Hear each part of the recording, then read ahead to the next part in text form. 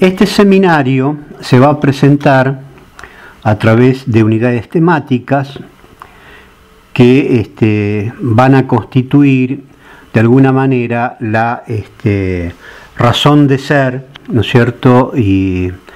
que no tienen, digamos, y no intentamos presentarles a ustedes una correlación, digamos, cronológica de acontecimientos y hacer una historia muy rígida en ese sentido, sino, digamos, tratar los temas así como paquetes problemáticos para que ustedes puedan acceder en ellos sin ningún tipo de, podríamos decir, prejuicios de carácter historiográfico. Vamos a tratar de encontrar en algunos textos, vamos a tratar de encontrar en algunas películas, vamos a tratar de encontrar en algunas piezas literarias motivos que a ustedes de alguna manera le propongan un cierto deleite de encontrar ciertos sabores,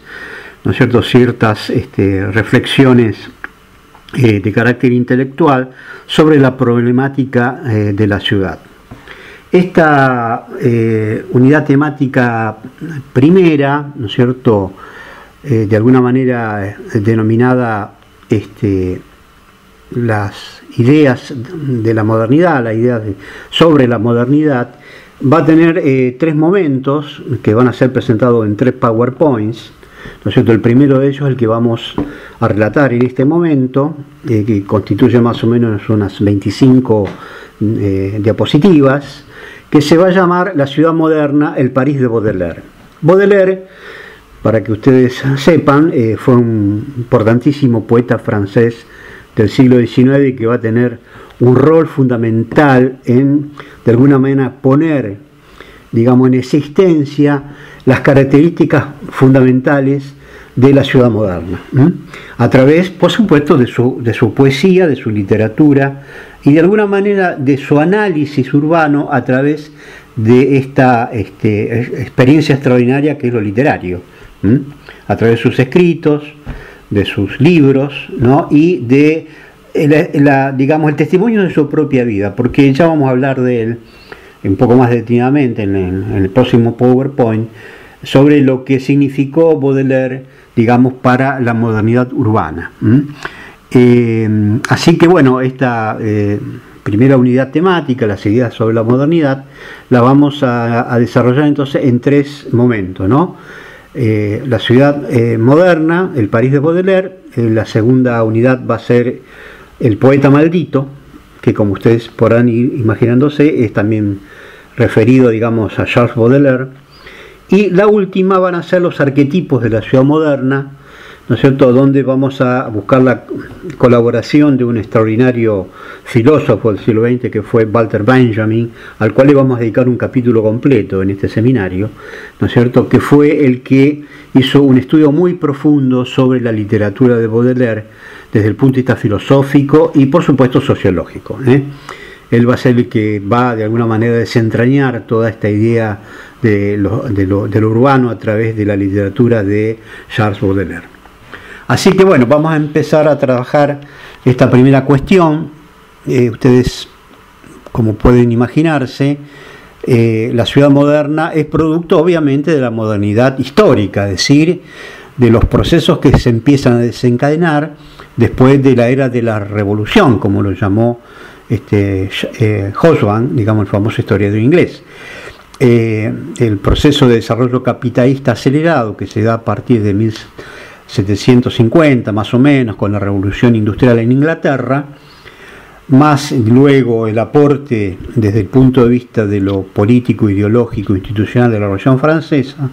se va a constituir, digamos, en los motores fundamentales para el acelerado proceso de modernización y secularización en principio del mundo occidental, que luego se va a extender a todo el planeta, digamos, ¿no? Este proceso imparable que todavía, digamos, está como en marcha, ya hace casi 2 siglos, ha significado un cambio extraordinario ¿no es cierto?, en las relaciones, no solo de producción, sino también en las relaciones sociales, los comportamientos humanos, en las concepciones del mundo, de la vida, ¿no es cierto?, las concepciones del cosmos, ¿no?, que abarca toda la serie de pensamientos que a ustedes se les pueda ocurrir, ¿no? Todo este proceso extraordinario en cuanto a modificaciones, cambios, contradicciones, digamos, tensiones, que fue, digamos, la que posibilitó los grandes conflictos del siglo XX, como las grandes guerras, etcétera, etcétera, tienen ese comienzo, podríamos decir, como periodo histórico, en lo que fue la era de la Revolución, ¿no?, a fines del siglo XVIII. Cuando hablamos de la Revolución también podemos incluir a la Revolución, digamos, de la independencia de los Estados Unidos, que es de 1776. También podemos incluir a la Revolución de Mayo en el Río de la Plata, ¿no?, que responde también a esta idea de rebelión contra, digamos, las autocracias europeas, en el caso de los Estados Unidos contra la autocracia británica, del Imperio Inglés, y en el caso nuestro con respecto a la necesidad de emanciparse de la monarquía, digamos, española, de las casas reales españolas. Entonces,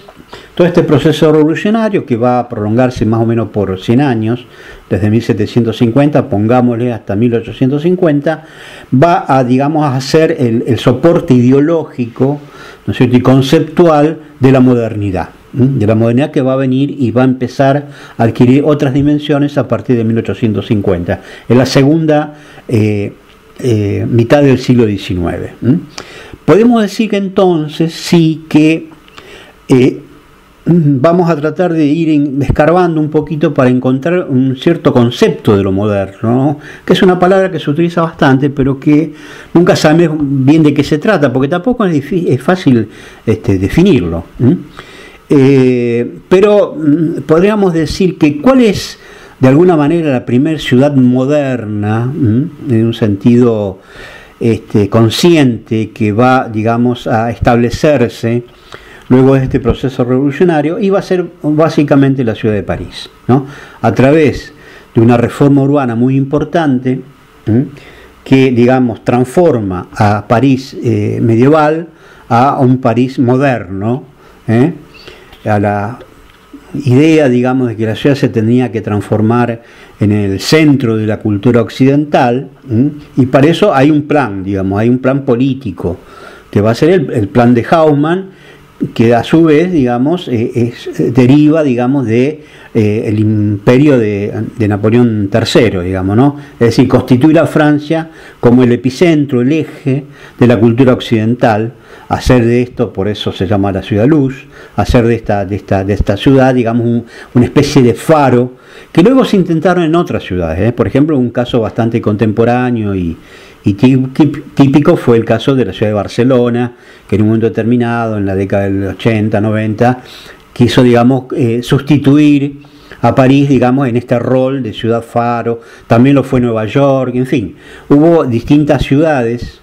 en el mundo industrial desarrollado que intentaron ocupar este rol, ¿no es cierto?, catalizador de todas las potencialidades de la cultura occidental.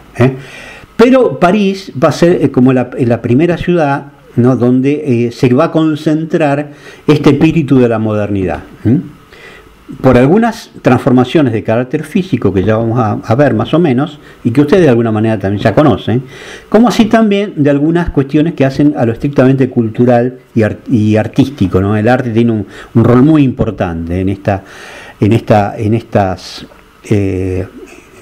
transformaciones, ¿no? Así que bueno, vamos a comenzar entonces con el París de Baudelaire, tratando, digamos, de poder ir indagando de manera progresiva en estas cuestiones.